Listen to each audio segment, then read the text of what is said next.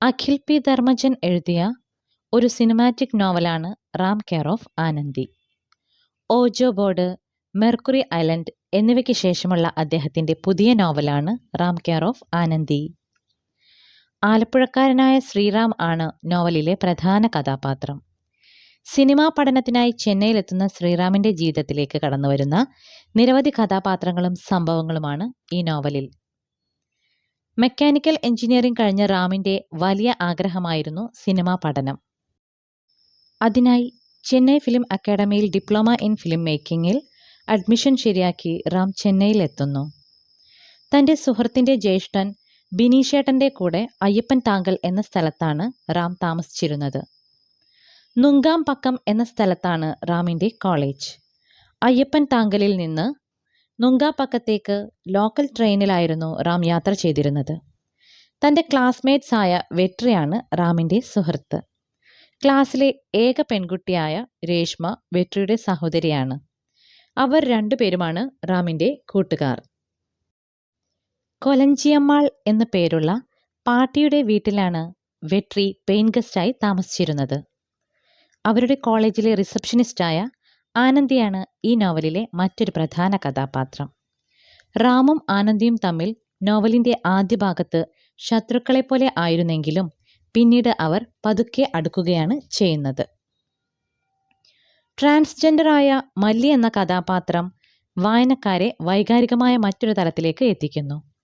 ട്രെയിനിൽ നിന്നാണ് റാമും മല്ലിയും തമ്മിൽ പരിചയപ്പെടുന്നത്. സമൂഹത്തിൽ ട്രാൻസ്ജെൻഡറുകൾ അനുഭവിക്കുന്ന ബുദ്ധിമുട്ടുകളും അവരുടെ ജീവിത സാഹചര്യങ്ങളും ഒരു തുള്ളി കണ്ണുനീർ വീഴ്ത്താതെ നമുക്ക് വായിച്ചു തീർക്കാനാകില്ല. തൻ്റെ കുടുംബത്തിൽ നിന്നും മല്ലിക്ക് അനുഭവിക്കേണ്ടി വരുന്ന അവഗണനയും വായനക്കാരുടെ മനസ്സിൽ മുറിവുണ്ടാക്കുന്നു. വെട്രിയെ പോലെ ആനന്ദിയും പാട്ടിയുടെ വീട്ടിലെ മറ്റൊരു പെയിൻ ഗസ്റ്റ് ആയിരുന്നു. ആനന്ദിയും റാമും തമ്മിൽ പ്രണയത്തിലാകുന്നുവെങ്കിലും റാമിന് അറിയാത്ത ഒരുപാട് ദുരൂഹതകൾ ആനന്ദിയുടെ ജീവിതത്തിൽ ഉണ്ടായിരുന്നു. റാം, ആനന്ദി, രേഷ്മ, വെട്രി, പാട്ടി എന്നിവർ ഒരു കുടുംബം പോലെ ആവുകയും ഒരുപാട് തമാശാ മുഹൂർത്തങ്ങൾ നോവലിൽ ഉടനീളം അവർക്കിടയിൽ ഉണ്ടാകുകയും ചെയ്യുന്നു. ചില ദുരൂഹ സാഹചര്യങ്ങൾ കാരണം രേഷ്മയ്ക്ക് ആനന്ദിയിൽ ചില സംശയങ്ങൾ തോന്നുകയും ആനന്ദിയുടെ നാടായ വാണിയമ്പാടി എന്ന സ്ഥലത്തേക്ക് അവൾ വെട്രിയുടെ ഒപ്പം ആനന്ദിയെക്കുറിച്ചുള്ള കൂടുതൽ വിവരങ്ങൾ അറിയുവാനായി പുറപ്പെടുന്നു. തുടർന്ന് നിരവധി പ്രശ്നങ്ങൾ അരങ്ങേറുന്നു. തുടർന്ന് ആനന്ദിക്ക് അവളുടെ ജീവിതകഥ തൻ്റെ കൂട്ടുകാരോട് പറയേണ്ടി വരുന്നു. ശ്രീലങ്കക്കാരിയായിരുന്നു ആനന്ദി. ശ്രീലങ്കൻ തമിഴർക്കെതിരെ യുദ്ധം നടക്കുന്ന സമയത്തായിരുന്നു അവളുടെ ജനനം. ആനന്ദിക്ക് ഒരു അനിയനും ഉണ്ടായിരുന്നു. രാജ എന്നായിരുന്നു അവൻ്റെ പേര്. ശ്രീലങ്കയിൽ വെച്ച് ആനന്ദിക്ക് തൻ്റെ അനിയനെ നഷ്ടപ്പെടുകയും തമിഴ് പുലികളുടെ സംരക്ഷണത്തിലായിരുന്ന ആനന്ദിയെ അവർ ഇന്ത്യയിൽ എത്തിക്കുകയും ചെയ്യുന്നു.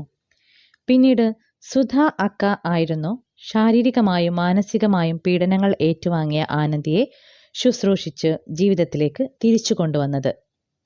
അവൾക്ക് പുതിയ ഒരു ഐഡൻറ്റിറ്റി സുധ അക്ക ചെന്നൈയിൽ ഉണ്ടാക്കി കൊടുക്കുന്നു. അങ്ങനെയാണ് അവൾ പാട്ടിയുടെ അടുത്തെത്തുന്നത്.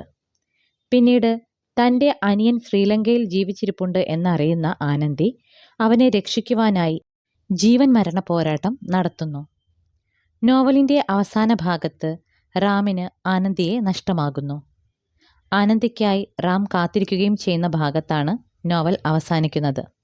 മനസ്സിനെ ആഴത്തിൽ വികാരഭരിതമാക്കുന്ന ക്ലൈമാക്സ് ആണ് റാം കെയർ ഓഫ് ആനന്ദി എന്ന നോവലിൽ. അവരുടെ പ്രണയം വായനക്കാരുടെ മനസ്സിൽ ഒരു വിങ്ങലാകുന്നു.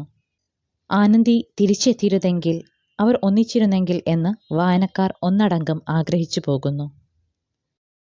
അവൾ എന്നും മലയാളികളുടെ മനസ്സിൽ ഒരു ചോദ്യചിഹ്നമായി അവശേഷിക്കുന്നു. നന്ദി.